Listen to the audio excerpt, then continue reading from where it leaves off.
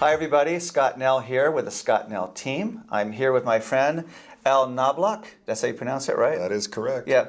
What kind of friend are you? I can't even pronounce your name. Exactly. All right.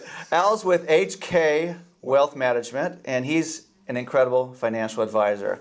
Today's topic, which Al is an expert at, is what are the tax options when selling real estate? Because there are Several. But why don't you tell us about the top ones? Well, I'm going to hit the 5 real quick. Perfect. And give you the broad strokes of them. The first option is you sell the real estate and you pay your tax. Well, that's not that interesting, and especially for your clients and the folks out here that are going to watch this video, you really are going to be interested in the other 4. So you've always heard of the 1031 exchange, right? And that's been around since 1954. The Congress enacted that into the tax code back in the 50s, and that was really to give tax deferral and favorable treatment, which helps stimulate the economy. Anything that the Congress does in a tax-related manner is the ultimate goal is to stimulate the economy, spur economic activity. So there's various parts of the tax code that allow that to happen. The other key part of the tax code, which is lesser known, is Section 453, and that is the installment sale reporting section of the code. Before you go into that, can you give a quick definition of what a 1031 exchange is? Yes, a 1031 exchange allows for the seller of a piece of real estate to sell that property and replace it fairly immediately with another one. And there are some stringent requirements for doing so.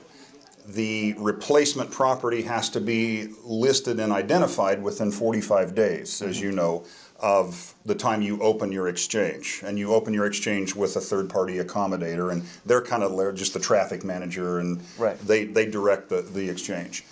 You also have to close on that property within 180 days. So they don't want you just selling this and putting the money in an account and hanging on to it for 2 or 3 or 4 years and then making your choice. They want you to kind of step up to the plate. The other thing is you're mandated to carry all of your metrics forward. So what is your debt load? You can't get any debt relief.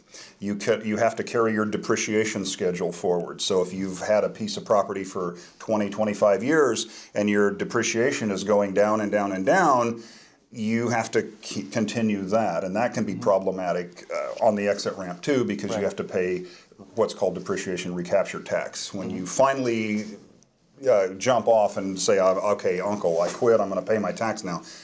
Depreciation recapture tax is 25%. Okay. That's a different rate than cap gains tax. Okay, so you have to carry the depreciation forward. You also have to carry any amount of your boot forward, your down payment, any of your equity in the property. Define boot real quick. Well, boot is just your gain.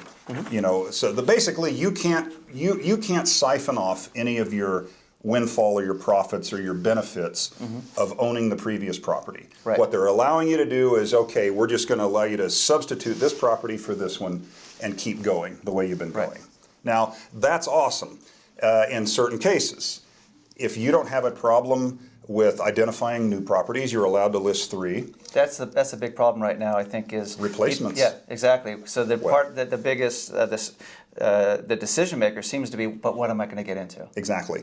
Well, there's another kind of hidden problem with the replacement properties that nobody talks about, and that is when you execute a 1031, you check the box on the agreements that this is part of a 1031. Well, guess who else knows that?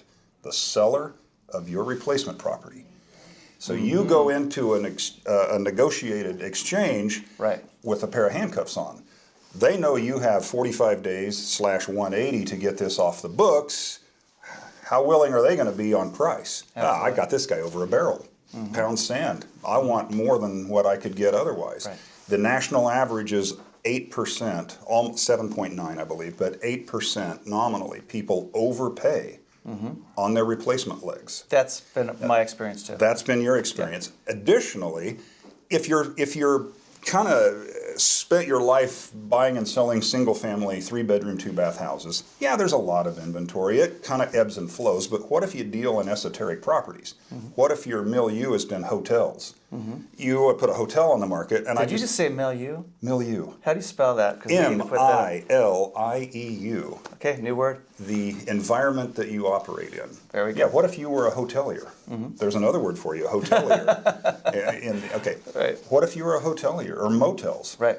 I want to 1031 this. Oh God, there hasn't been a hotel in this city for sale for 9 months. What are the odds that one's going to pop up in 45 days? Sure. LA, I say this city generically. If you're in, Hutchinson, Kansas, that would be a tough call. Or motels. But, in LA there might be a few, but when you're in that kind of property, in that stratosphere, right, you can also have difficulty finding the replacements. So there's some hidden trap. Now, if you can do it, that's great. The IRS allows you just to defer paying the taxes. You get to tell the tax man, I'll see you at the end of this transaction. And that Right. can go 6 months, it can go 6 years, it could go your entire life. You get to defer the tax until that sale. And if you choose to do another 1031, you get to keep pushing back the inevitable. Perfect. Let's move on to the next one. The next one are deferred sales trusts. Now that's an option. Hey everyone, if you'd like more information about myself or my amazing team, check out scottnellteam.com or subscribe to our YouTube channel. Thanks for watching.